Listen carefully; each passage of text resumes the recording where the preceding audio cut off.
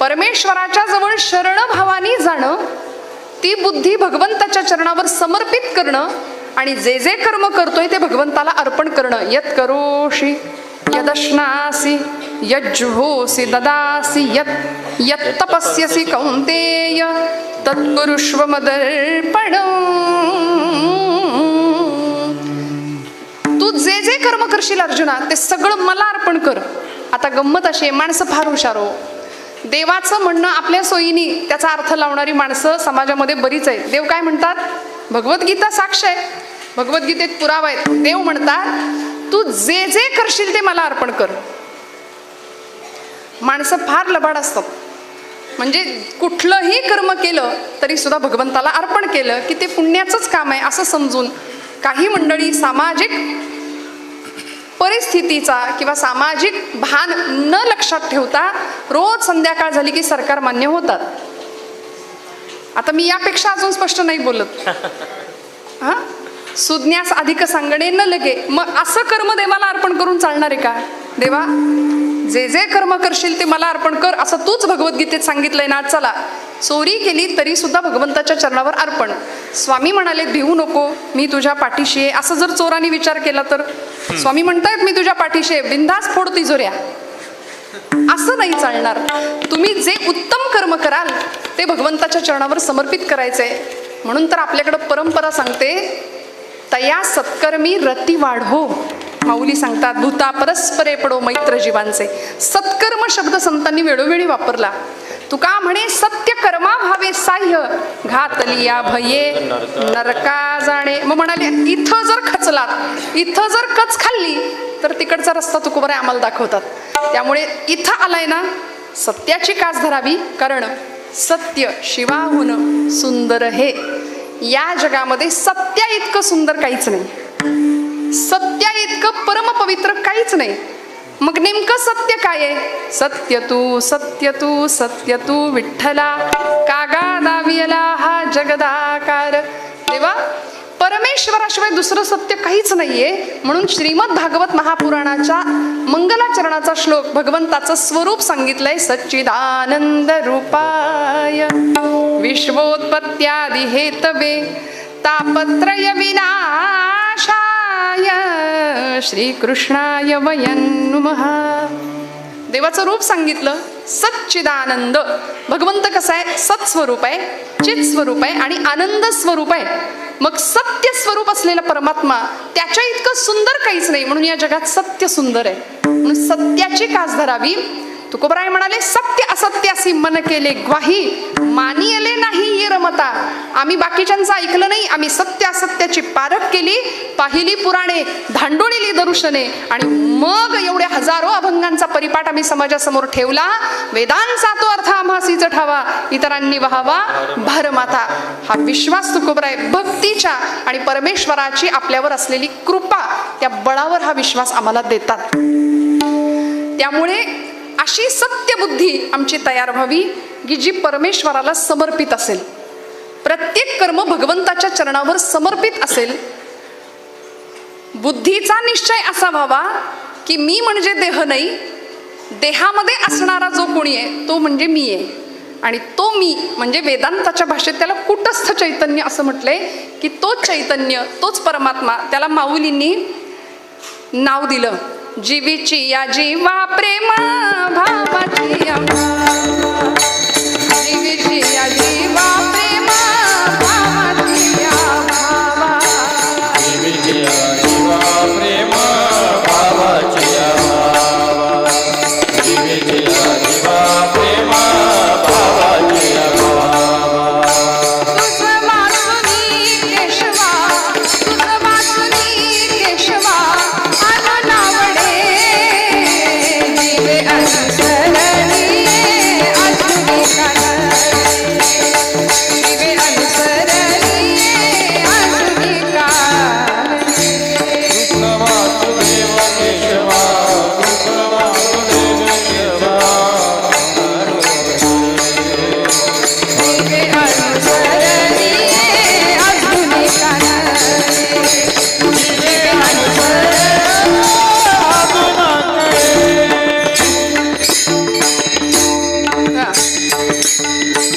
माऊली म्हणाले, जीवेची या जीवा प्रेम भावाची या भावा, आतमध्ये असलेलं कुटस्थ चैतन्य त्याला भगवंत स्वरूप म्हणून ओळखलं आणि जीवातला सुद्धा जीव असलेला, ज्याला आम्ही मी म्हणतो, त्या देहामध्ये असलेलं ते चैतन्य त्याला ओळखलं आणि संतांना ते जमलं. तसं इथं आलेल्या प्रत्येक प्रापंचिकाला, प्रत्येक मनुष्य जीवाला हे जमावं आणि मग ही जन्म मरणाची येरझार सगळी संपावी. याकरता तुकोबराय आम्हाला उपदेश करतात की बुद्धी नावाचं जे वेगळं एक काहीतरी वैशिष्ट्यपूर्ण गोष्ट जर भगवंतांनी आपल्याला दिली आहे की ती बुद्धी आम्हाला भगवंतापर्यंत घेऊन जाते, तर त्या बुद्धीने थोडासा विचार केला पाहिजे. आम्ही नको ते विचार करण्यामध्ये आमचं आयुष्य पूर्णपणे खर्च करतो. 25 वर्षापूर्वी अमक्या अमक्यानी मला असं काहीतरी बोलला होता. 25 वर्षापूर्वी अमक्या अमकीनं तिच्या मुलाच्या लग्नात मला हलकी साडी दिली. हे कितीतरी वर्षांचं दुखणं आम्ही या बुद्धीत साठवून ठेवतो. ते मेमरी कार्ड इतकं भरलंय नको त्या गोष्टींनी, बरं का. ते सगळं फॉर्मॅट मारलं पाहिजे त्याला. खरं तर सगळं घालवून टाकलं पाहिजे. अगदी कळावं असं नवीन पिढीसाठी मी बऱ्याचदा बोलते, फॉरगिव्ह, फॉरगेट आणि मूव्ह फॉरवर्ड 3 शब्द आहेत. काही गोष्टींमध्ये विसर पडणं गरजेचं असतं. फॉरगेट, फॉरगिव्ह, काही गोष्टींना क्षमा करावी लागते आणि काही गोष्टी झालं गेलं सगळं विसरून पुढं चालावं लागतं. हे ज्याला जमलं त्याला आयुष्याचं गणित जमलंय, त्याला आयुष्य जगायला जमलं. त्यामुळे काही गोष्टी विसरता आल्या पाहिजेत. बुद्धीमध्ये नको त्या गोष्टींचा कचरा भरून ठेवला आपण. मला असं वाटतं हे काही डस्टबिन आहे का हो आमचं? डस्टबिनमध्ये आम्ही कचरा भरतो. आम्ही नको त्या विचारांचा कचरा या बुद्धीमध्ये आणून ठेवला. परिणामी ज्या बुद्धीने केशीराजाचा किंवा भगवंताचा विचार करायला पाहिजे असे ज्ञानोबराय सांगतात, ती बुद्धी नको त्या विचारांनी अक्षरशः ग्रासली गेली आणि सर्व नाशाला, स्वतःच्याच नाशाला कारण ठरली. हे मन आम्हाला त्या बुद्धिनाशापर्यंत घेऊन जातं. त्यामुळे मनाची शुद्धता, चित्ताची शुद्धता आणि मग बुद्धी भगवंताच्या चरणावर नेण्याचा मार्ग आम्हाला संतांनी सुलभ पद्धतीने सांगून दिलाय. बस म्हणाले आता थोडीशी गरज आहे त्या बुद्धीने विचार करायचा आहे. कुठला विचार आणि कसा विचार? अभंगाचं प्रथम चरण.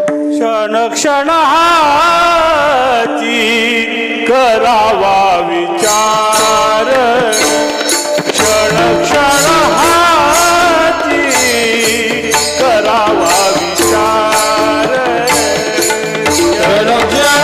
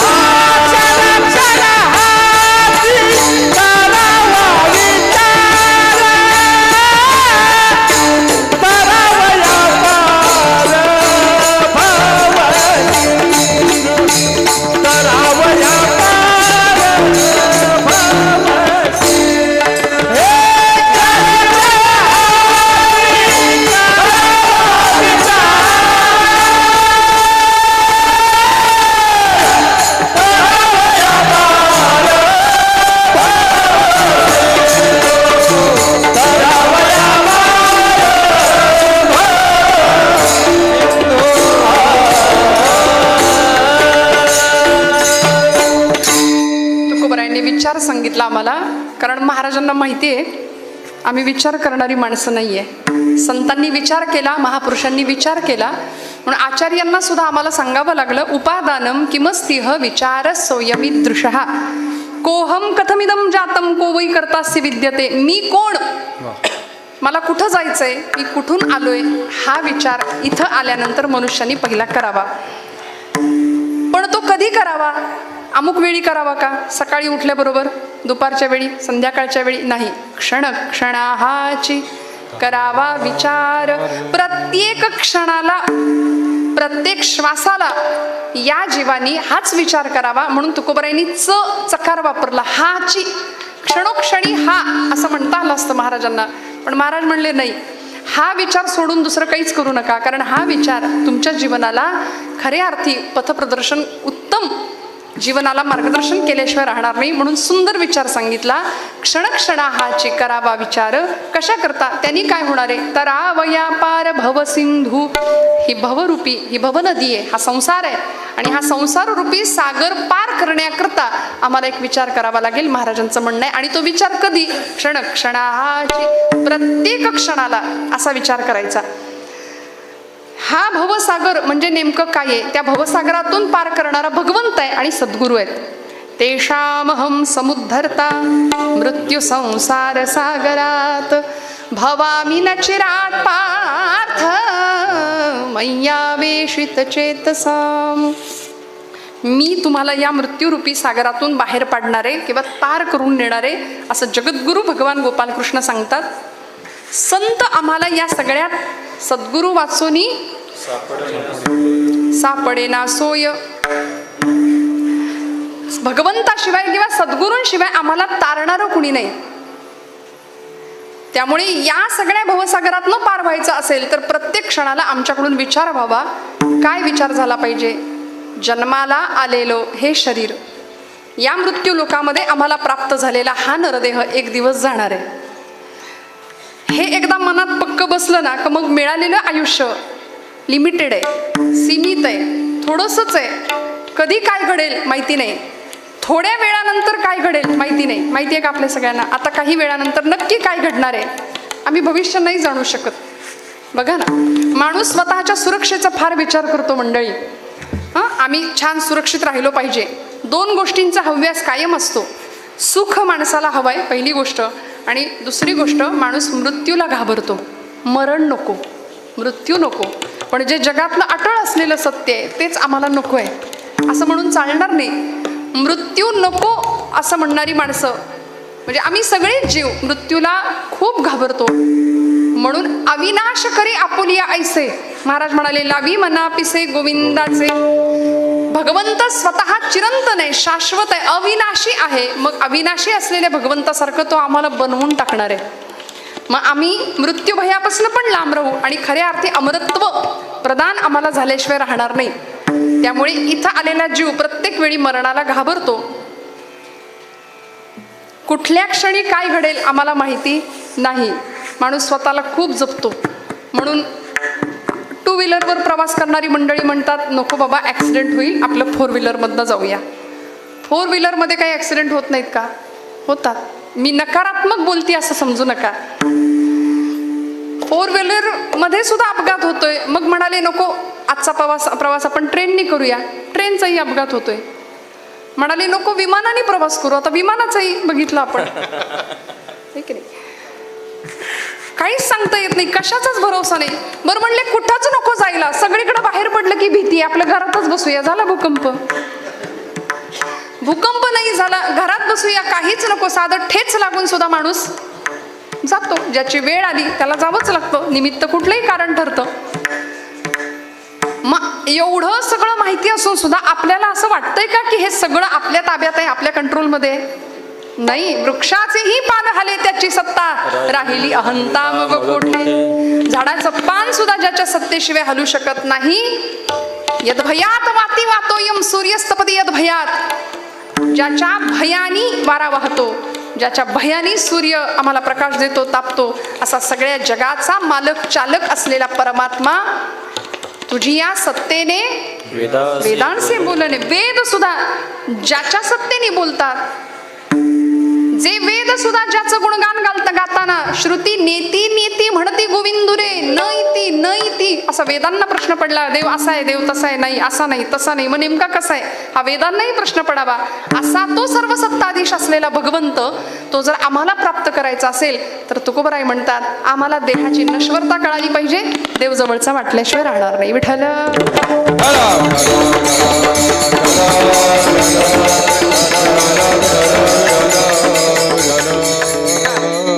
जन्माला आलेला जीव 3 पटांमध्ये जीवन जगतोय. बालस्तावत क्रीडासक्त, चरपट पंजरीमध्ये आचार्य म्हणाले तरुणीस्तावत तरुणी रक्त, वृद्धस्तावत चिंतामग्न, परे ब्रह्मणी कोपी न लग्न.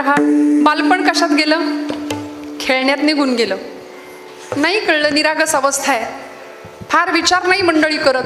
तरुणपण ज्या वयामध्ये रग आहे, ज्या वयामध्ये काहीतरी करण्याची ताकद आहे, ते वय असंच मजा मस्ती करण्यामध्ये निघून गेलं, विषयांच्या आहारी जाण्यामध्ये निघून गेलं, व्यसनांच्या आहारी निघून गेलं. तरुणीस्तावत तरुण रक्त, वृद्धस्तावत चिंतामग्न, आणि म्हातारपण गेलं चिंतेमध्ये. परवा एक आजोबा भेटले, म्हणलं कसं काय चाललंय, बरं आहे का? आता संसारी माणूस एकमेकांना पहिला प्रश्न हाच विचारतो. तुम्ही काय विचारता? खूप दिवसांनी माणसं भेटली की आपण काय म्हणतो? बरं आहे. पुढचं माणूस उत्तर देतं बरंच म्हणायचं. जणू काही सगळ्या जगाचं टेन्शन आपल्यालाच आहे, बरंच म्हणायचं. आणि असं जर पुढच्या माणसाने चेहरा केला की विचारणाऱ्याला फार बरं वाटतं, म्हणजे आपलंच बिघडलंय असं नाही. संसारी माणसं अशीच असतात बरं का, एकमेकांना चाचपण्याचं काम करतात संसारी माणसं. त्यामुळे काय विचार करायचा? आम्हाला इथून जायचंय. बालपण खेळण्यामध्ये जाते, तरुणपण विषयांच्या धुंदीमध्ये जाते, म्हातारपण चिंता करण्यामध्ये जाते. त्या आजोबांना मी विचारलं, बाबा कसली चिंता लागली आहे तुम्हाला? निर्जीवम दहते चिता आणि सजीवम दहते चिंता. निर्जीव माणसाला चिता जाळते, पण सजीव माणसाला चिंता. म्हणून चिंता नाही करायची, विचार करायचा. चिंता नाही करायची, चिंतन करायचं. कारण चिंता चितेकडे घेऊन जाईल आणि चिंतन चैतन्याकडे घेऊन जाईल. विठ्ठल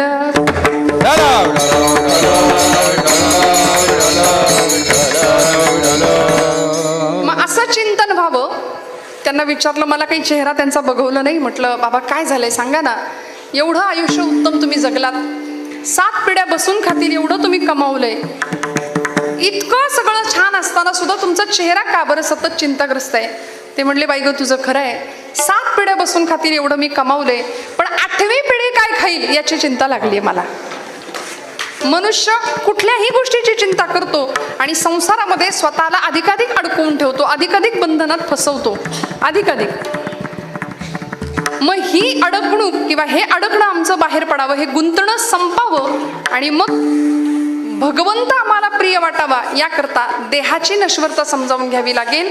हा देह संपणारे, जन्माला आलेला प्रत्येक जीव इथून जायचाय. देह हे काळाचे, धन कुबेराचे, तेथे मनुष्याचे.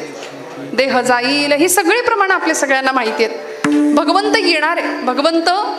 भगवंताची कृपा आमच्यावर झाली ना की आम्हाला या देहाचं जाणं सुद्धा मान्य होतं, कारण त्याच्या इतकं आम्हाला जवळ काही वाटत नाही. म्हणून हा देह एक दिवस संपणारे. यद दहते नित्यम तद देहम ही देहाची व्याख्या आहे. शीर्यते यद शरीरम, जे सतत झिजतंय त्याला म्हटलंय देह, त्याला म्हटलंय शरीर. काहीच नाही काम केलं तरी सुद्धा ते झिजणारच आहे. नाहीच आयुष्यभर वाकलो तरी 70 नंतर निसर्ग आम्हाला वाकवणारच आहे. येताना काही घेऊन आलो नाही, जाताना काही न्यायचं नाही. मग कशाचा हव्यास? पांघरशी जरी असला कपडा, येशी उघडा जाशी उघडा. काय जीवनाची नश्वरता आहे, काय सत्य आहे. जन्माला आलेला प्रत्येक जीव इथून जाण्याकरता जर आलाय ना, आपल्याकडे लग्न समारंभामध्ये बस्ता बांधण्याची पद्धत आहे का? इथे आहे की नाही? दुकानामध्ये आम्ही जातो, नवनवीन कपडे खरेदी करतो. नवरा नवरीसाठी लाखो रुपयांची खरेदी केली जाते. ज्यांना त्यातलं काही कळत नाही त्यांचा मान जपण्याकरता त्यांनाही न्यावं लागतं दुकानात. भरपूर गर्दी आणि भरपूर खरेदी झाल्यानंतर तो दुकानदार ती सगळी वस्त्र एका कपड्यामध्ये आम्हाला बांधून देतात आणि ते वस्त्र पांढऱ्या रंगाचं असतं. आमची परंपरा आम्हाला सांगते, लाख कमाव हिरा चांदी सोना मोती, लेकिन कफन को कभी जेब नहीं होती. त्याला खिसा असतो का? जाताना जे पांढरंच वस्त्र अंगावर घ्यायचंय त्याला खिसा आहे? कधी कुठे पाहिलाय? काहीच नाही नेता येत. मग कशाचा हव्यास? महाराज म्हणतात हा देह जाणार आहे. पांघरशी जरी असला कपडा, येशी उघडा जाशी उघडा, कपड्यासाठी करशी नाटक 3 प्रवेशांचे, एक धागा सुखाचा, 100 रागे दुःखाचे, जर तारी हे वस्त्र माणसा तुझी आयुष्याचे, एक धागा सुखाचा. कुणी विणलं हे सगळं वस्त्र? बघा, त्या भगवंताचं नाव सांगतात. हे महाराष्ट्राचे आधुनिक वाल्मिकी गदी माडगुळकरांचे शब्द आहेत आणि बाबूजींचे स्वर आहेत. या वस्त्रात विणतो कोण, एक सारखे नसती दोन. जुळे जरी असले तरी फरक असतो, जुळी भावंड असली तरी फरक आहे. हजारो लाखो चेहरे या जगात भगवंतांनी निर्माण केले, एक चेहरा दुसऱ्या चेहऱ्यासारखा नाहीये, फरक आहे. म्हणून म्हटलं जुळी जरी असली भावंड तरी फरक आहे. मग काय इंजिनियर आहे, केवढा मोठा इंजिनियर आहे तो.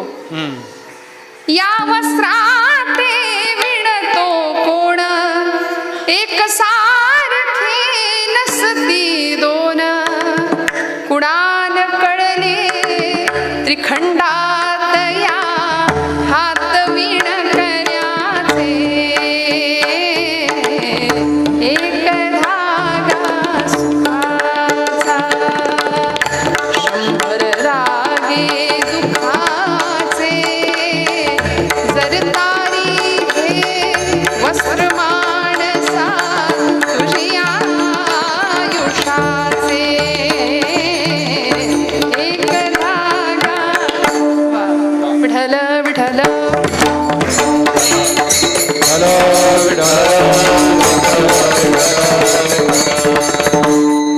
इथं आल्यानंतर सुखाचा एक धागा मिळेल, 100 धागे सगळे दुःखाचे आहेत. तुम्ही सुखाची अपेक्षा करण्याकरता सुखाचं नाणं उचलायला गेला तर त्याच्यामागे दुःखाचा काटा आपोआप आहे. त्यामुळे इथे सुखाची अपेक्षा करणं म्हणजे मामासाहेब दांडेकर म्हणायचे, मिरच्यांच्या बाजारात जायचं आणि म्हणायचं जरा खव्याचे पेढे देता का हो किलोभर. आता मिरच्यांच्या बाजारात तुम्ही आलात म्हटल्यानंतर तिथे ठसकाच लागणार आणि तिथे डोळ्यात पाणीच येणार, आहे की नाही. तसा संसार हा दुःखमय आहे आणि तिथे सुखाची अपेक्षा करणं हे हास्यास्पद आहे. आणि असं आमचं हास्य होऊ नये ही महाराजांना काळजी लागली, म्हणून देहाची नश्वरता महाराज सांगतात. दुसरं चरण. नासिवंत देहा जाणार सांगा,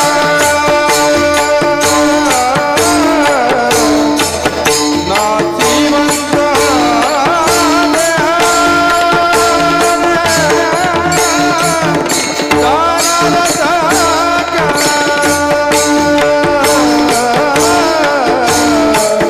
नासिवंत देहा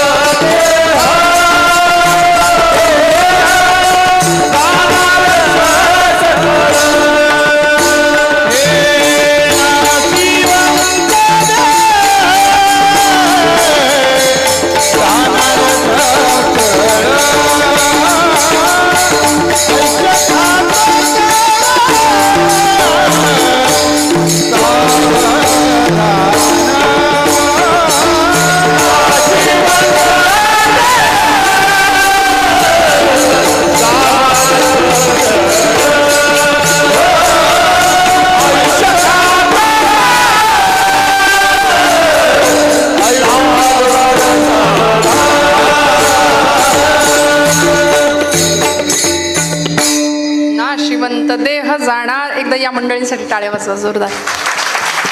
वा. ती आहेत म्हणून कीर्तन आहे नाही का.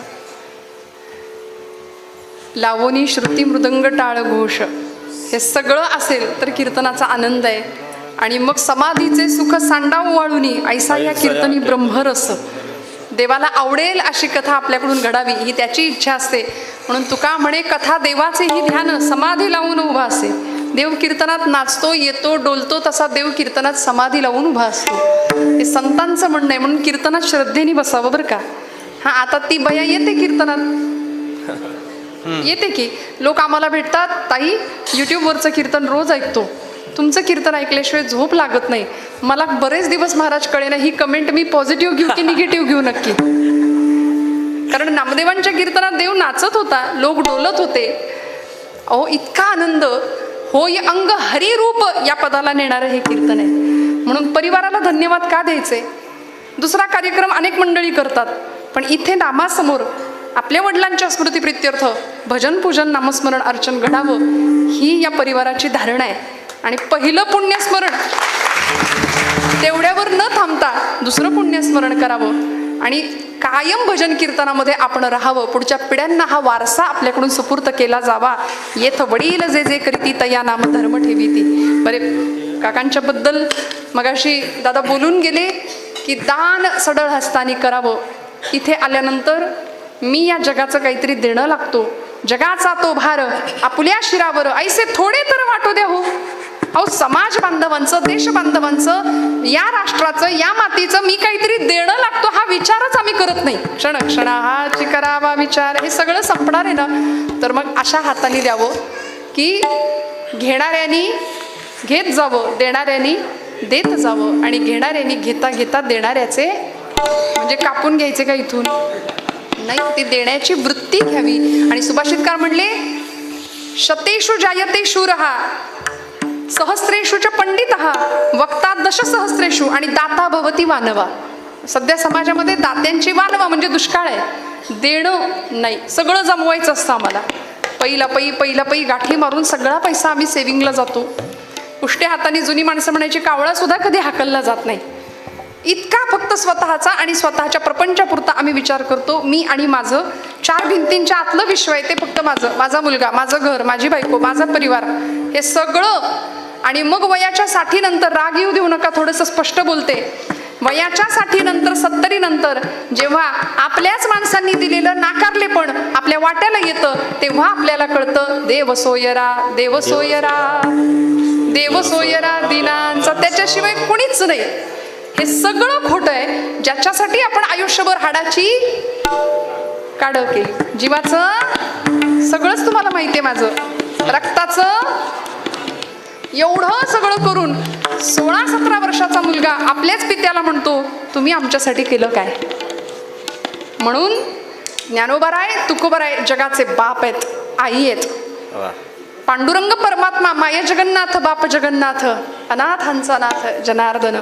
म्हणून एक पिता पितृत्व भावनेतून मागे आपल्या परंपरा म्हणून आपल्या पिढीसाठी येणाऱ्या पिढीला काय देऊन जातो हे दातृत्वाचं किंवा हे अत्यंत सुंदर असं संस्कारांचं लेणं या पाटील कुटुंबियांसाठी काका ठेवून गेलेत. लोक आज समाजामध्ये अशी काही करंटी मंडळी आहेत की ती म्हणतात बापांचं पुण्यस्मरण केलंच पाहिजे का, श्राद्ध करावंच लागतं का ताई, कुठं काय बिघडतंय. अरे बिघडणार कुणाचं काही नाही, बिघडेल ते तुझं बिघडेल. त्यामुळे श्रद्धेने आमच्या परंपरा आमची शास्त्र आम्हाला सांभाळावी लागतील आणि संस्कारापैकी असलेला हा एक संस्कार. बरं आता हे द्वितीय पुण्यस्मरण वडिलांचं स्मरण कायम राहावं. जगी ऐसा बाप व्हावा त्याचा वंश. त्यामुळे अशा पिढ्यांना अनंत काळपर्यंत आयुष्य लाभावं असं महाराजांचं पण म्हणणं आहे की नाही. अकल्प आयुष्य व्हावे तया कुळा माझी सकळा हरीच्या दासा. काय दिव्य मागणं मागितलंय. हे सगळं करण्यामागे एक जाणीव संतांची पक्की होती की हा देह संपणार आहे. इथं शाश्वत काहीच नाही. नाशिवंत देह जाणार सकळ आयुष्य खातो काळ सावधान. सावधान शब्द वापरला महाराजांनी आणि तुम्हाला मला सावध केलं म्हणजे नक्की आहे की आम्ही बेसावध आहोत. निर्वाण दीपे किमुतैल दानम चोरे गते वा किमु सावधानम वयोगते किं वनिता विलासहा पयोगते किं खलु सेतु बंधहा. थोडक्यात सांगते दिवा विझून गेल्यानंतर उपयोग नाही. दिवा विझण्यापूर्वी दिवा विझू नये याची काळजी घेणं म्हणजे सावध असणं. विठ्ठल.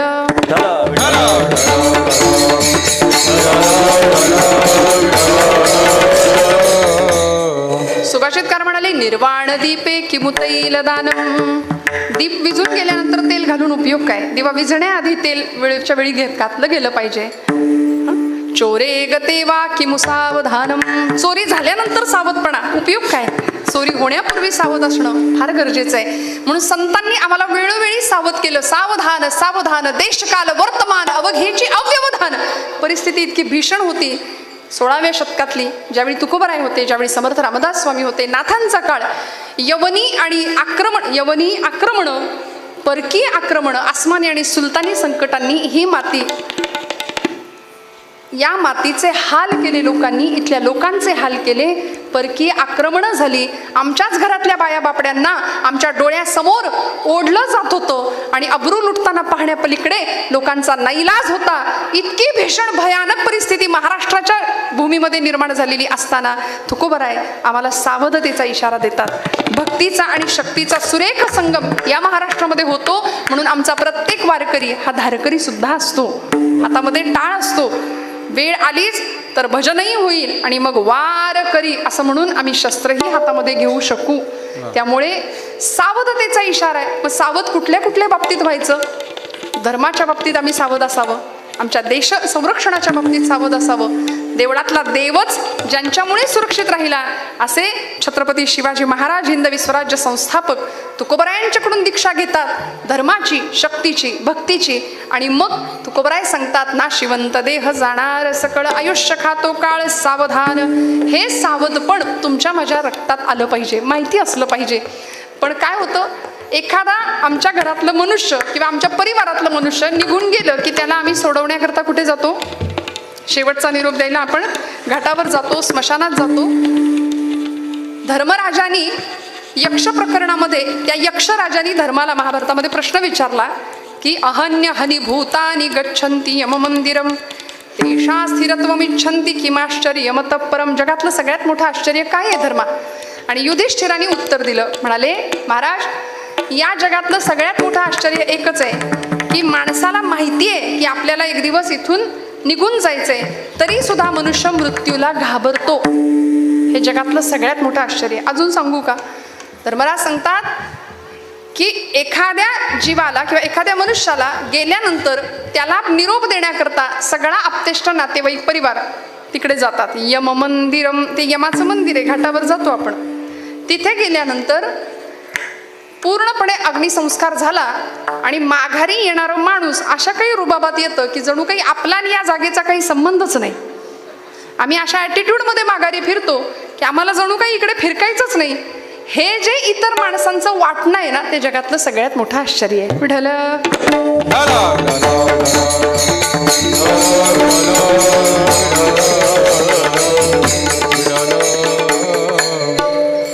त्यामुळे या गोष्टीची सतत जाणीव ठेवावी. बरं, आता देहाची नश्वरता कळली, विचार नेमका करायचे हेही तुकोबरायांनी आम्हाला सांगून ठेवलं. अन्य विचारांमध्ये आयुष्याचं नुकसान करण्यापेक्षा जगी निंद्यते सर्व सोडून द्यावे, जगी वंद्यते सर्व भावे करावे, असा सुंदर विचार करावा की जो विचार आम्हाला भगवंतापर्यंत घेऊन जाईल. येऊनी नरदेहा विचारावे सार, सार विचारावं. इथं आल्यानंतर संतांच्या मार्गदर्शनाने धरावा पैधीर भजन मार्गी, धरावा पैधीर भजन मार्गी, धरावा पैधीर भजन मार्गी, धरावा पैधीर भजन विचारा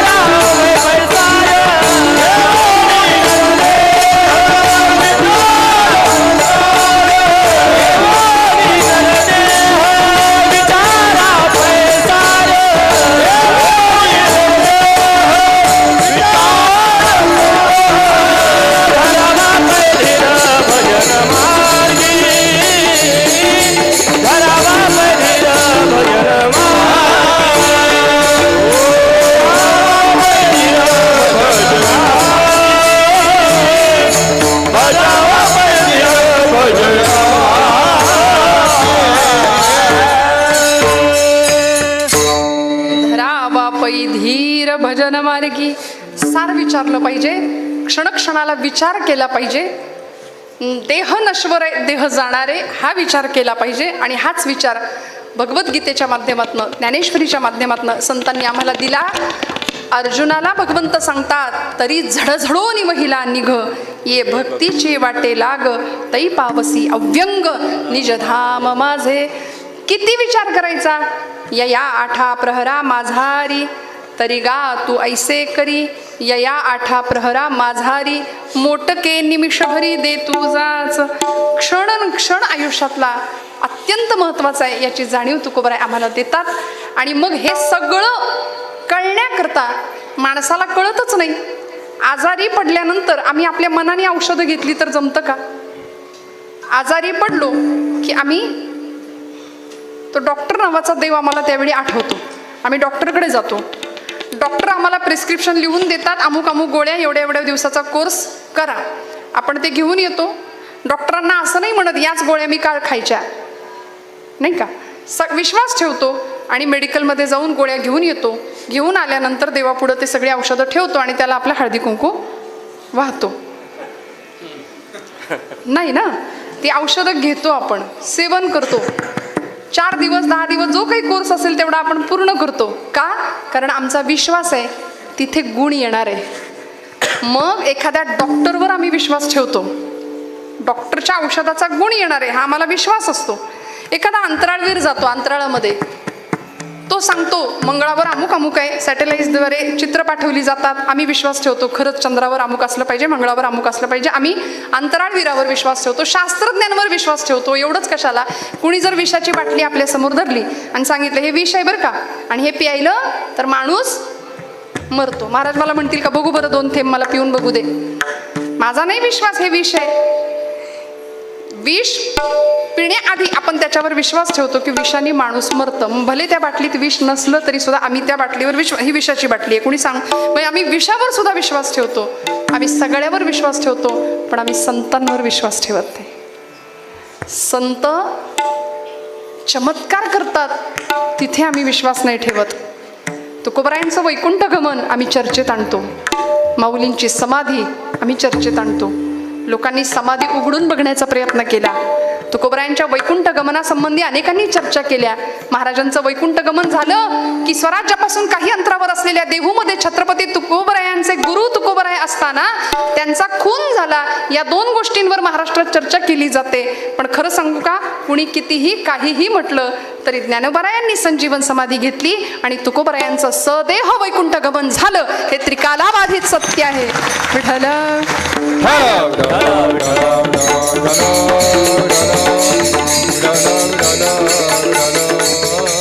आमचं भावविश्व तेवढं समृद्ध नाही ना, म्हणून आम्हाला इथे संदेह वाटतो. आणि मी मगाशी एक विधान केलं होतं, शंका घेणाऱ्यांचं इथं नुकसान झालं. शंका घेणाऱ्या मंडळींचं इथं नुकसान. मग इथं श्रद्धेचंच काम आहे, इथं श्रद्धेचं काम आहे. बुद्धीने विचार करायचा आहे, पण ती बुद्धी विचार न करणारी बुद्धी ही असं म्हणतात वांझोटी असते. बुद्धी शरण न जाणारी बुद्धी ही वांझोटी असते. त्यामुळे शरण गेली पाहिजे बुद्धी कुठं? संतांच्या पायाशी. म्हणून एक मार्ग सांगितला, 3रं चरण. संत समागमी धरावी आवडी, संत समागमी धरावी आवडी, संत समागमी धरावी आवडी, संत समागमी धरावी आवडी, संत समागमी धरावी आवडी, संत समागमी धरावी आवडी.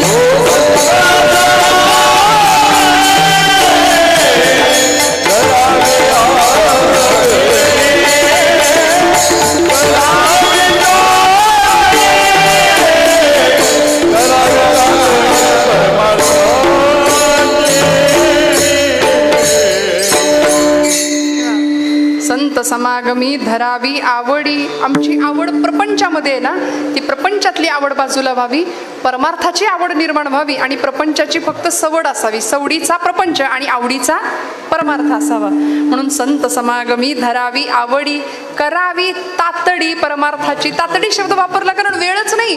कुठल्या क्षणाला मृत्यूची झडप येईल, काळ आमच्यावर घालेल हे माहिती नाही. काळ देहासी आला खावो, काळ भगवंत या देहाला केव्हा घेऊन जाईल माहिती नाही. त्यामुळे संत समागमी धरावी आवडी, करावी तातडी परमार्थाची. तुकोबरायांनी संत सहवासाचं महत्त्व सांगितलं, संत समागम आम्हाला करायला सांगितला. त्याचमुळे देहाची नश्वरता आम्हाला जास्त स्पष्ट होणार आहे. संतांचा सहवास का करायचा? संतांच्या आयुष्यात असं काय आहे? संतांचा आचार काय आहे? संत काय जेवतात? संत काय विचार करतात? तुकोबराय म्हणाले, संतांचे भोजन अमृताचे पान, करीती कीर्तन सर्व काळ.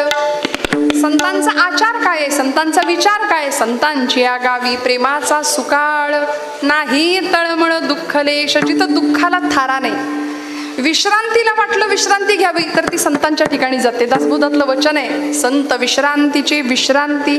तृप्तीला वाटलं, अजून तृप्ती म्हणजे नावाची तृप्ती नाही बरं कुणी, तृप्त जीवनाला किंवा तृप्तीला असं वाटलं की कुणाच्या जवळ जावं तृप्त होण्याकरता, तर संत तृप्तीची तृप्ती ना तरी भक्तीची फलश्रुती ते हे संत म्हणतात.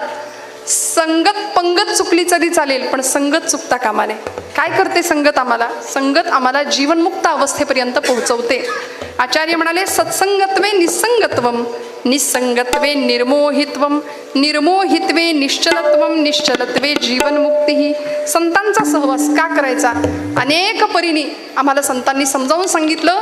भगवंत जर आकळायचा असेल, आकळावा श्रीपती येणे पंथे इथं या, मग संतांचे संगती मनोमार्ग गती. आकळावा श्रीपती येणे पंथे, इथे आल्यानंतर भगवंत आम्हाला कळतो. संतांच्या सहवासात बसायचं, तातडीने परमार्थाला सुरुवात करायची. नंतर करू, मग बघू, रिटायरमेंट झाल्यावर बघू असं म्हणणारी माणसं कीर्तनाला येता का? नको म्हणाले, आत्ताच कुठं बघू, आता अजून थोडंसं जरा मूड लागत नाही. कोई तन दुखी, कोई मन दुखी, कोई धन बिन रहत उदास, थोडे थोडे सब दुखी, सुखी हरी के दास. सगळे दुःखी आहे तिथं, पण सुखी कोण आहे माहितीये? जो इथं धर्ममंडपात येतो, काही क्षण भगवंताच्या नामस्मरणामध्ये राहतो, आणि जे सुख आम्ही प्रपंचात शोधतो ते सुख प्रपंचात नाही, ते इथं आहे खरं सुख. कारण सगळ्या सुखाचा दाता इथं आहे ना, कीर्तनामध्ये भगवंत आहे, आपण ऐकलं. त्यामुळे अशा संतांच्या सहवासाने भगवंताची ओळख आम्हाला होणार आहे. म्हणून महाराज म्हणाले, संत समागमी धरावी आवडी, करावी तातडी परमार्थाची. संतांचं महत्व, संतांचा सहवास तुम्हाला मला काय देऊन जातो? श्रोते हो, महाराज देहूमध्ये वास्तव्य आहे. लोकांनी वेड्यात काढावं तुकोबरायांना. सुरुवातीच्या काळामध्ये घरामध्ये सावकारी महाराजांच्या प्रचंड श्रीमंती, पण ज्यावेळी 12 वर्ष चाललेला महाराष्ट्रातला दुर्गादेवीचा दुष्काळ असं इतिहासामध्ये ज्या दुष्काळाची नोंद झाली, त्या दुष्काळामध्ये सगळं घरातलं तुकोबरायांनी वाटून टाकलं लोकांना. कर्ज खतं इंद्रायणीच्या डोहात बुडवून टाकली. आणि महाराज म्हणाले, बरे झाले देवा निघाले दिवाळे, बरी या दुष्काळी पीडा केली, जो संसार तापे तापला तोची परमार्थी भला. खरं सांगू का, संसाराचे चटके ज्याला सहन करायला मिळाले तो इथं टिकतो. अजून सांगते, वेदना आम्हाला भगवंताकडे घेऊन जाते. संसाराची प्रतिकूलता परमार्थाची अनुकूलता ठरते. ब्रह्मचैतन्य गोंदवलेकर महाराज म्हणतात, ज्याचा संसार अडचणीचा आहे, ज्याचा संसार बिकट आहे, ज्याचा संसार संघर्षाचा आहे, त्याचा परमार्थ उत्तम असतो. विठ्ठल.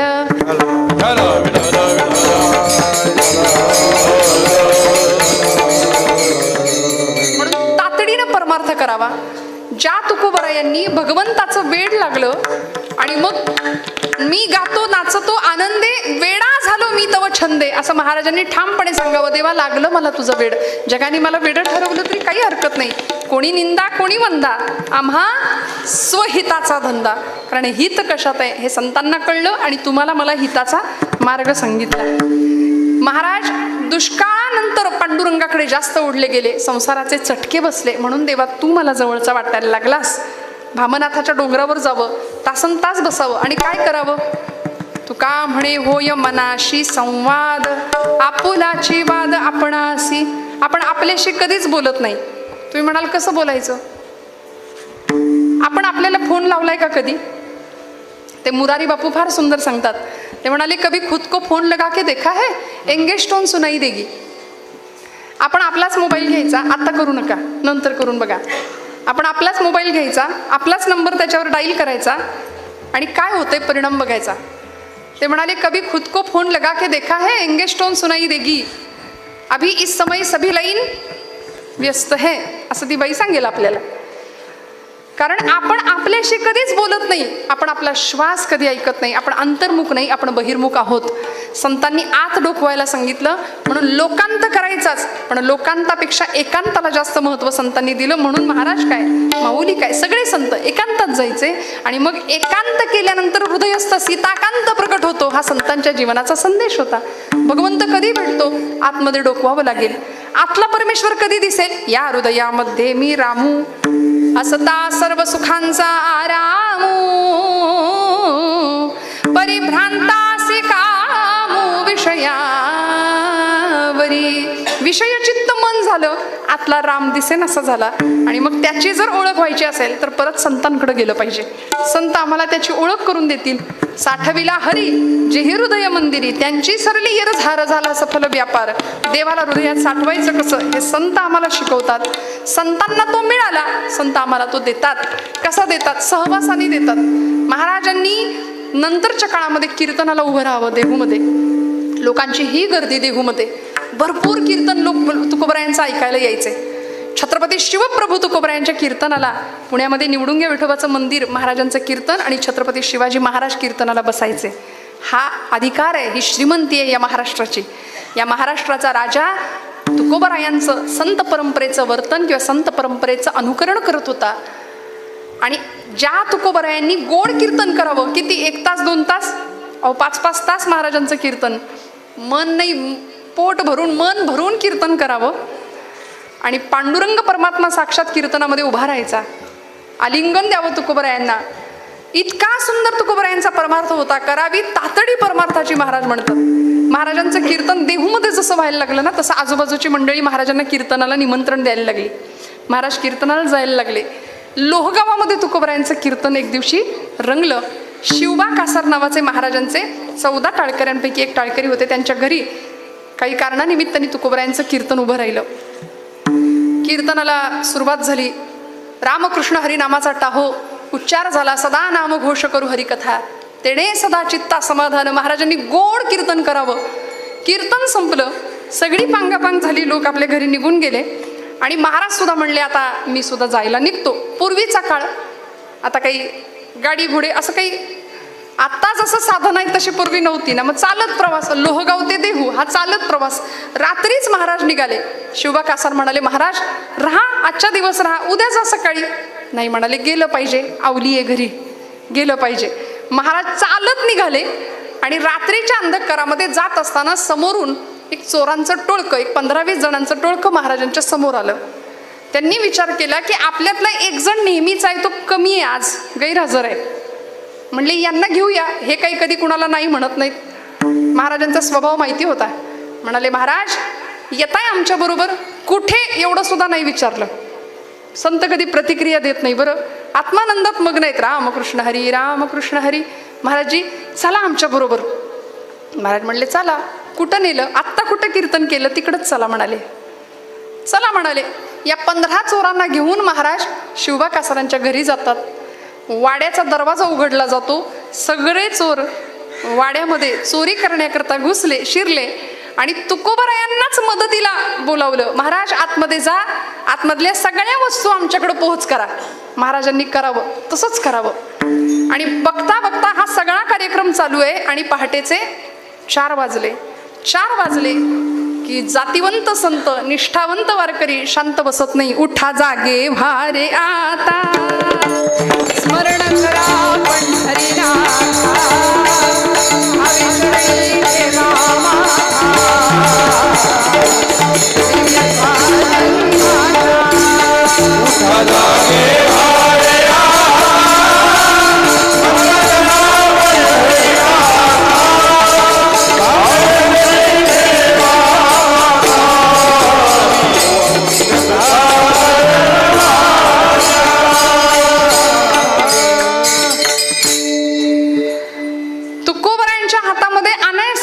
माशाची थाळी आली होती, एक लाटणं आलं होतं आणि लाटणं थाळीवर पडायला लागलं, कळलंच नाही.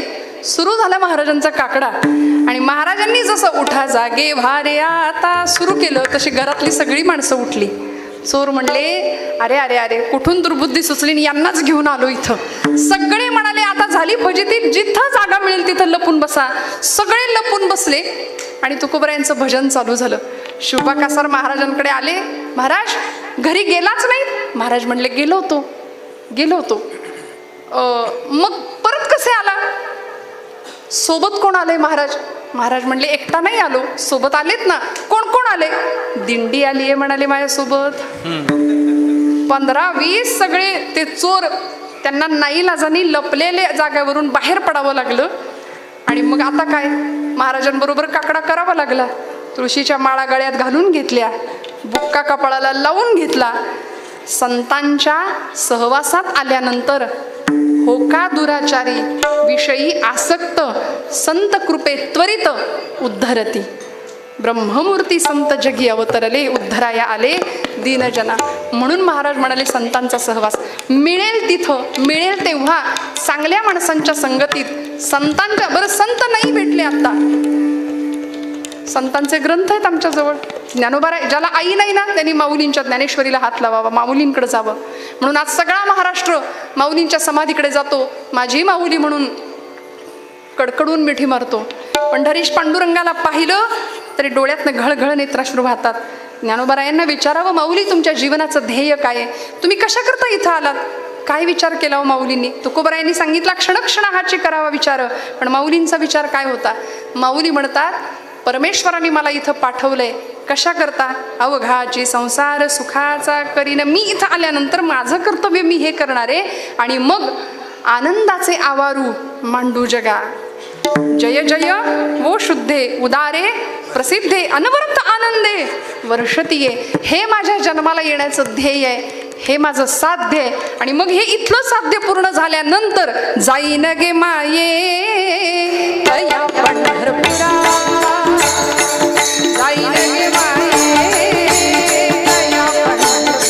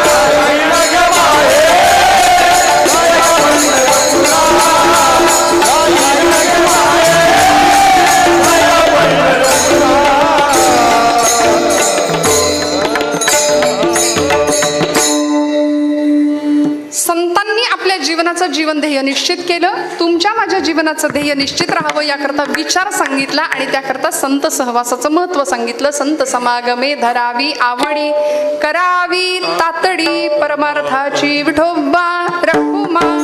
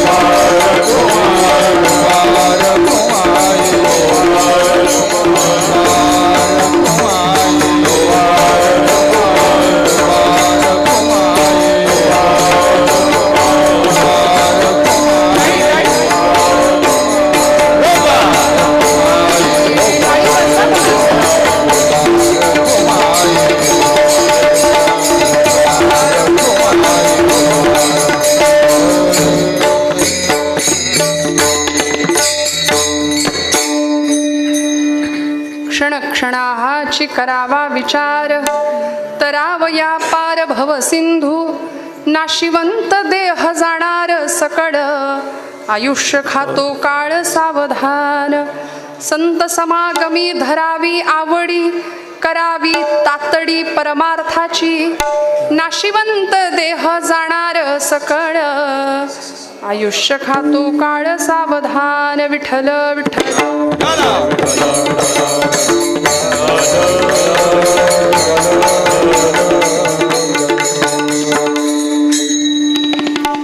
जीवनाची नश्वरता आम्हाला कळली. इथून गेल्यानंतर माणूस पुन्हा भ्रमात राहतो की हे सगळं माझं आहे, एवढ्यापुरतं प्रभाव आमच्यावर पडतो. पण हे कायमचं ठसावं, कायमचं कळावं, याकरता लेकरू होऊन आईकडे जावं लागेल. मग आईच्या मायेने आम्हाला संतांना सोपं करून, सगळ्यात अवघड असलेलं तत्वज्ञान सोपं करून, जसं आईने लेकराला घास भरवावा तसं भरवलंय ना. म्हणून संतांच्या, महापुरुषांच्या जीवनाचा स्पर्श आपल्या आयुष्याला व्हावा. या देशाची परंपरा आहे. भारतीय संस्कृती आणि भारतीय संस्कृतीतलं मानदंड किंवा कुटुंब व्यवस्थेतला अत्यंत सुंदर असा कुटुंब व्यवस्थेचा कणा म्हणजे पिता, बाप. भारतीय परंपरा मातृदेवो भव, पितृदेवो भव.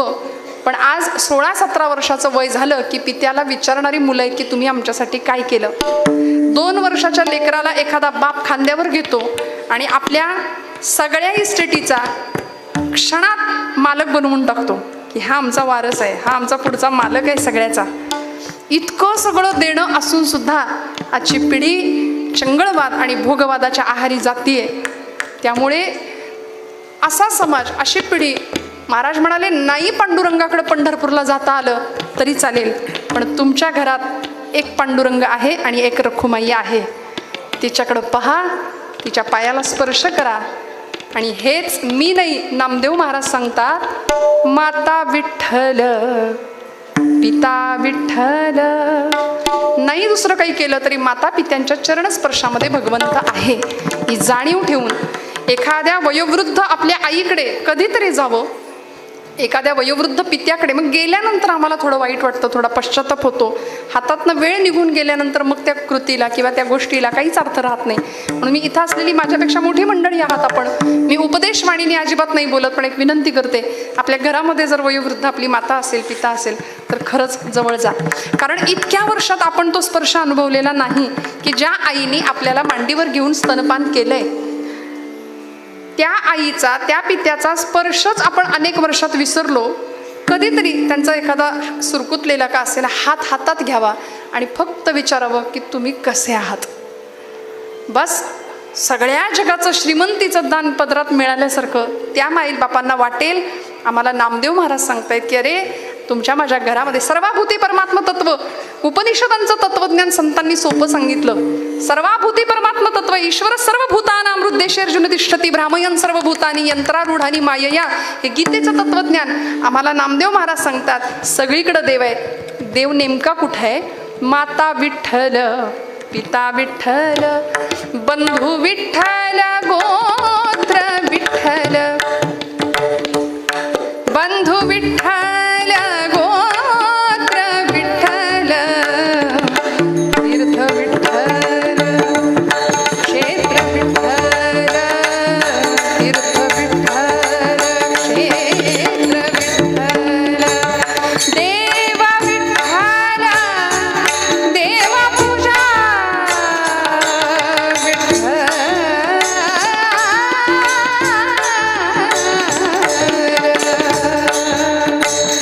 देव विठ्ठल, देवपूजा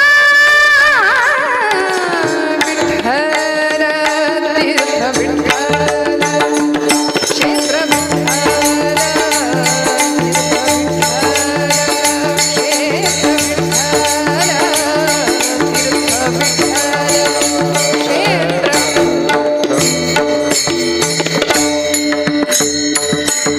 मी नेहमी असं म्हणते की आईला आई न म्हणणारी पिढी आज घरात आहे. 500 किलोमीटरवरच्या कुठल्या तरी मित्राला पटकन आपण रिप्लाय कधी देऊ याची वाट पाहतो. सकाळी सकाळी परगावच्या म्हणजे आपल्या मित्र मंडळींना आपण चॅटिंगवर रिप्लाय देऊ, पण घरातल्या आईचा चेहरा सुद्धा न बघणारी पोर आहेत आज घरात. घरातल्या बापाकडे न बघणारी मुलं आहेत. इतकी परिस्थिती भीषण आहे. वडील घरात आले की मुलगा निघून जातो बाहेर, आणि मुलगा घरात आला की वडील निघून जातात. संवादच नाही आपापसामध्ये. तो संवाद टिकावा, पित्यांची आदर्शाची संस्कारांची श्रीमंती आपण जपावी, ही संतांची अपेक्षा आहे तुमच्या माझ्याकडून. कसं जीवन उद्धाराला गेलं पाहिजे. माझ्या कीर्तनाची वेळ संपत आली आहे. भैरवी होऊन आपण 12:30 थांबूया. पण महाभारतातलं असं एक व्यक्तिमत्व आहे, एक पितृतुल्य व्यक्तिमत्व आहे की ज्या व्यक्तिमत्वाला स्वतःची भक्ती ही जगाला दाखवण्याकरता नाही केली, पण देवाला मात्र प्रिय होती. आमची भक्ती ही दिखाव्याची असते. ब्रह्मचैतन्य गोंदवलेकर महाराजांचं वाक्य आहे, आपला परमार्थ घरातल्या लोकांना सुद्धा कळता कामा नये. आपण सगळ्या जगाला दाखवतो आपला परमार्थ. परवा वारीमध्ये एका आजीचं वाक्य ऐकलं. ती म्हणाली, वारी गिनायची नसते. वारी म्हणजे वारी मोजायची नाही, कितवी वारी माझी हे मोजायचं सुद्धा नाही म्हणाली.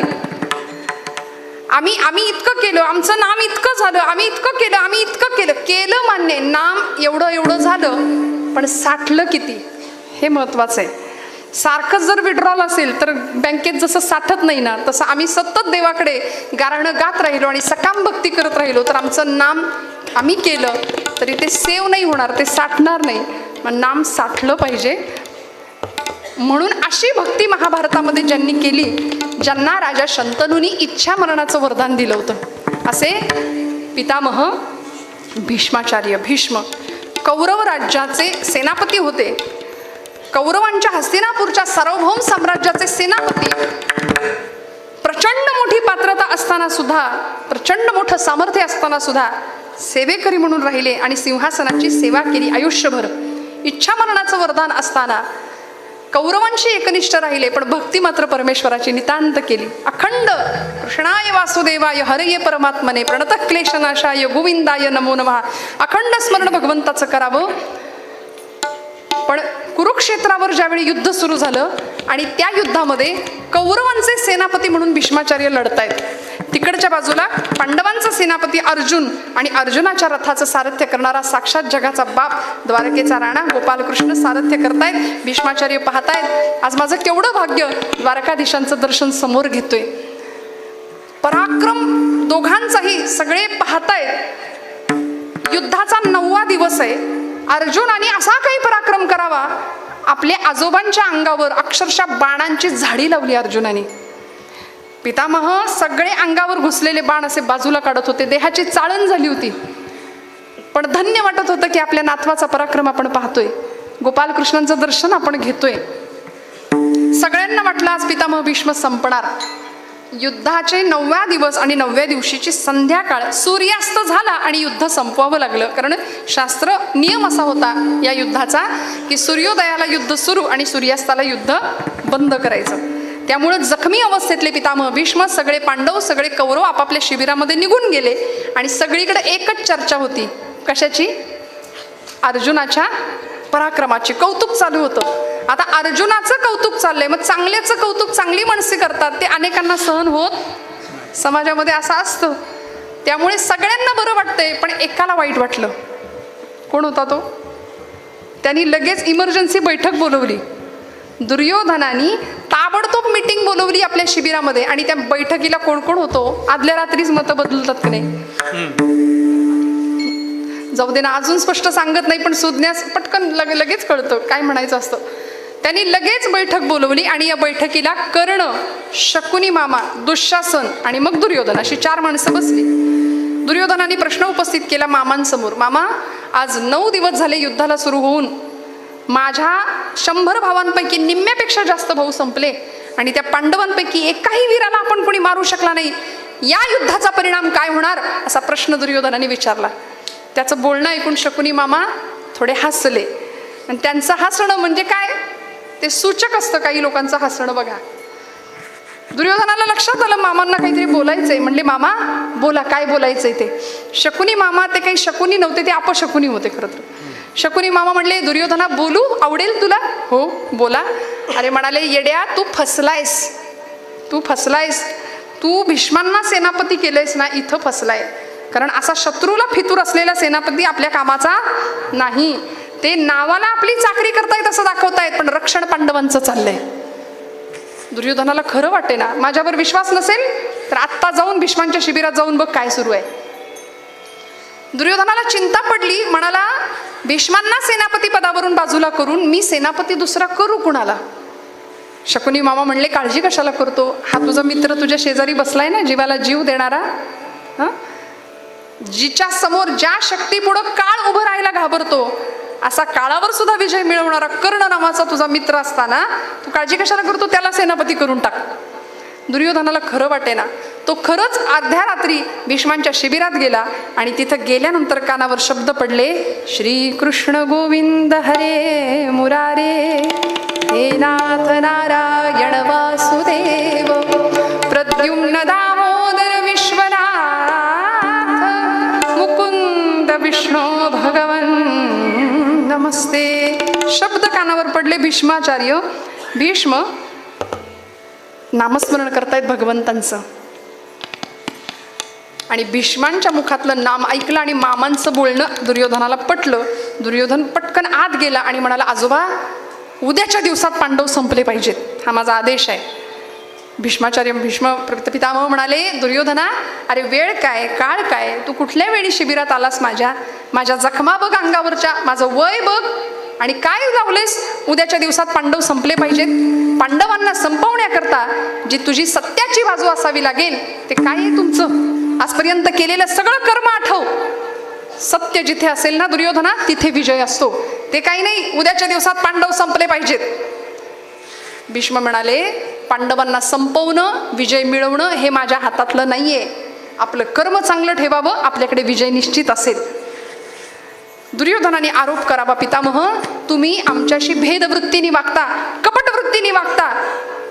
मग हा आरोप भीष्मांना सहन नाही झाला. म्हणाले, हे बघ दुर्योधना कसला आरोप करतोयस माझ्यावर, अरे अर्जुनाच्या बाणांनी जेवढ्या जखमा झाल्यात ना त्याच्यापेक्षा जास्त जखमा तुझ्या शब्दांच्या बाणांनी मला होत आहेत, सांभाळून बोल. आणि खरं आहे श्रोते हो, एखाद्याला बोलताना असं बोलावं, शब्द संभल के बोलिये, शब्द के हात ना पाव, एक शब्द हे औषधी तो दुसरा शब्द हे घाव. आमचे शब्द दुसऱ्याच्या हृदयाला जखमा देण्याकरता असावेत की दुसऱ्याच्या हृदयाला बरं वाटावं, खरं वाटावं असं असावं. संतांनी सांगितलं ना, बोलू ऐसे बोल जेणे बोले विठ्ठल डोले, दुसऱ्याच्या हृदयातला विठ्ठल डोलला पाहिजे असं आमचं बोलणं असावं. त्यामुळे पितामह सांगतायत, तुझ्या शब्द बाणांनी माझ्या हृदयाला काळजाला जखमा होत आहेत, दुर्योधना सांभाळ. चिडलेला दुर्योधन सांगतोय ते काही नाही, उद्याच्या दिवसात पांडव संपले पाहिजेत. मग संतापले पितामह भीष्म आणि म्हणाले, हे बघ प्रतिज्ञा घेऊन सांगतो, उद्या निष्पंडवी पृथ्वी करेन. उद्याच्या दिवसात पांडव संपणार अशी भीष्मांनी प्रतिज्ञा केल्यावर दुर्योधनाला फार बरं वाटलं, पण तरी सुद्धा एक संशयाची पाल मनात चुकचुकली आणि म्हणाला, संपले नाहीत तर, हे जर तर फार भयानक असतं बरं का, संपले नाहीत तर काय करायचं. भीष्म म्हणाले, जर तर माझ्याकडे नसतं, मी एकदा बोललो म्हणजे बोललो, म्हणून तर माझ्या शब्दांना भीष्म प्रतिज्ञा असं म्हणतात.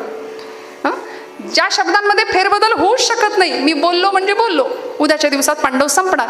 पण तरी सुद्धा आजोबा म्हणले, संपले नाहीत तर काय करायचं, तर हा भीष्म तुमच्या मार्गातनं बाजूला होईल, दुसऱ्या कुणाला सेनापती करायचंय तो कर, असं दुहेरी प्रतिज्ञेने पितामह बोलले. आणि मग याला बरं वाटलं, निघून गेला. याला वाटलं आपलं कुणीच ऐकलं नाही, पण देवाचं गुप्तहेर खातं काही साधं होतं का. भगवंतापर्यंत बातमी पोहोचली, देवांकडून पांडवांकडे बातमी पोहोचली, द्रौपदीकडे बातमी पोहोचली आणि द्रौपदी भगवंतांकडे आली आणि म्हणाली, देवा भाऊ म्हणवतोस ना माझा, उद्या माझ्या सौभाग्यावर घाला येणार आहे, आता लवकर काय करायचं ते कर. अर्ध्या रात्री द्रौपदी माता भगवंतांना घेऊन किंवा भगवंत द्रौपदीला घेऊन शत्रूच्या शिबिरात म्हणजे पितामह भीष्मांच्या शिबिरात आले. आणि पितामह भीष्मांच्या सह कुणीच आपल्याला ओळखू नये म्हणून देवानी जोडा राख्याचं सोंग घेतलं होतं. गडी झाला द्रौपदीचा. बघा ना, द्रौपदी म्हणते, देवा तुला सगळे तिथं ओळखणार, सिक्युरिटी केवढी असेल तिथं, तूच मला घेऊन जाणार, काळजी करू नको. म्हणाले, मी सोंग घेणार आहे, मला नाटक करणं काही नवीन नाही, मी लहानपणापासून तेच करत आलोय. त्यामुळे उत्तम वेश बदलला आणि पटकन जोडा राख्याचं गड्याचं सोंग घेतलं. देव गडी झाला. तुका म्हणे त्याचा देव सर्व भार, चालवी कामार होऊन या. किती सांभाळतो, क्षणोक्षणा सांभाळितो, साक्षी होतो आपुरा, साक्षी होतो आपुरा, साक्षी होतो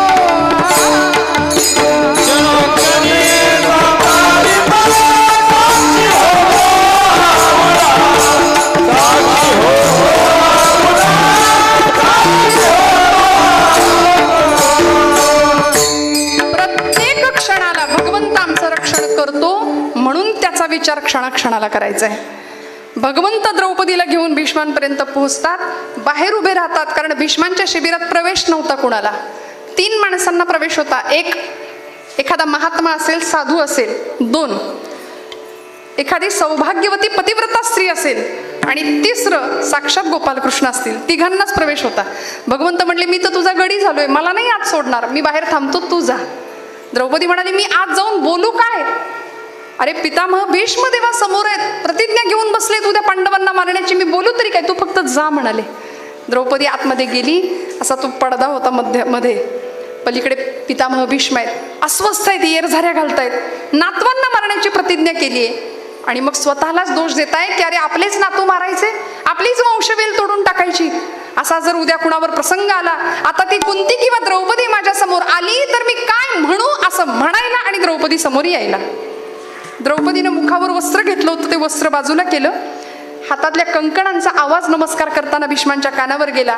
ओळखलं नाही कोण आहे, आणि मुखातनं शब्द बाहेर पडले, सौभाग्यवती भव. एवढा आशीर्वाद ऐकला आणि द्रौपदीला देवाची लीला कळली. द्रौपदी म्हणते, आजोबा हा आशीर्वाद या जन्माकरता की पुढच्या जन्माकरता? कोण आहेस तू? म्हणाले, कोण आहेस तू? असा प्रतिप्रश्न करणारी तू कोण आहेस? या भीष्माचे शब्द काळालाही खोटे ठरवता येत नाही, हे सगळ्या जगाला ठाऊक असताना असा उलट प्रश्न विचारणारी तू कोण आहेस? द्रौपदीनं पदर बाजूला केला आणि म्हणाली, मी पांडवांची पत्नी, पंडूराजाची सून, तुमची नातसून. उद्या वैधव्याचा प्रसंग माझ्यावर येणार आहे आणि तो तुम्ही आणणार आहात, म्हणून म्हटलं जाता जाता आपलं दर्शन घेऊन जावं म्हणून आले. पितामह भीष्म व्याकुळ झाले, डोळ्यातून अश्रुधारा व्हायला लागल्या आणि द्रौपदीला विचारलं, कोण आलंय तुझ्या बरोबर? साधं सुधं कामच नव्हतं. पितामह, तुला इथपर्यंत कोण घेऊन आलं खरं सांग? माझ्या परवानगीशिवाय इथे काळ सुद्धा उभा राहू शकत नाही. तू कुणाबरोबर आलीयस? आता देवानी सांगितलं होतं, विचारलं तर खोटं बोलायचं, कारण त्याच्या इतका नटखट नटधारी कुणीच नाही, म्हणून देवाला फॉलो करायचं नाही कधी. भगवंत म्हणतात, don't follow me, only love me. माझ्यावर फक्त प्रेम करा म्हणले, कारण माझ्यासारखं खोटं कुणीच बोलत नाही, माझ्यासारखी चोरी कुणाला जमली नाही. त्यामुळे हे सगळं तुम्ही कराल तर तुम्ही फसाल. त्यामुळे भगवंतावर नितांत प्रेम करावं, थोर प्रेमाचा भुकेला हाची दुष्काळ तयाला. भगवंत म्हणले, खोटं बोलावं लागेल द्रौपदी. खोटं बोलू? हो खोटं बोल. सांग, विचारलं ना कोण आलंय तर सांग माझा गडी आलाय म्हणून. आणि द्रौपदीला भीष्मांनी पहिला प्रश्न तोच विचारला, कोण आलंय तुझ्यासोबत? माझा गडी आलाय. कोण आलंय? माझा जोडा राख्या गडी आलाय म्हणाली. द्रौपदी, खरं सांग कोण आलंय? माझा गडी आलाय. खरंय म्हणाले द्रौपदी. घळघळ नेत्राश्रू व्हायला लागले आणि सांगतात द्रौपदी, तुझ्या आणि पांडवांच्या सौभाग्याचा जोडा कायम राखणारा त्रिभुवन सम्राट, द्वारकेचा राणा, द्वारकाधीश गोपालकृष्ण बाहेर उभा आहे ना. सांग द्रौपदी. धावले पितामह भीष्म, नमस्कार केला, लोटांगण घातलं आणि भगवंता म्हणतायत, वारे वा देवा, पांडवांकरता ही अशी सोंग घ्यायची आणि आम्हाला साधं दर्शन पण द्यायचं नाही. भगवंत म्हणतात, आता नातवांना मारून आजोबांनी जिवंत राहण्यात काय अर्थ आहे? म्हणून भगवंतांनी आज्ञा दिली, इच्छा मरण. पितामह भीष्मांनी स्वीकारलं. शिखंडी नावाचं व्यक्तिमत्व किंवा ते पात्र आपल्याला महाभारतातलं माहिती आहे, जी योजना भगवंतांनी केली. आणि या प्रसंगाला अर्जुनाने केलेल्या बाणांच्या शय्येवर भगवंताच्या आज्ञेने पितामह भीष्म पहुडलेत. प्रचंड वेदना सहन होत असताना सुद्धा उत्तरायणाची वाट पाहत पितामह भीष्म या प्रसंगामध्ये युधिष्ठिराला म्हणजे धर्मराजाला सांगतायत की आता जीवन असं कृतार्थ अवस्थेला जावं. भगवंत म्हणतात, तुमची इच्छा काय तेवढं सांगा. आता सगळं तर तुम्हाला मिळालं, पण तुमची इच्छा काय शेवटची? तेव्हा इच्छामरणी असलेले पितामह सांगतात, देवा तुमचं सहस्त्र नाम माझ्या मुखानी अखंड राहावं, मृत्यू समयी तुम्ही माझ्या डोळ्यासमोर राहावेत, बस माझी एवढीच अपेक्षा आहे. आणि मग या प्रसंगाला युधिष्ठिराला बाणांच्या शय्येवर असलेले पितामह सांगतात, यस्य स्मरण मात्रेण जन्म संसार बंधनात विमुच्यते नमस्तस्मै विष्णवे प्रभ विष्णवे.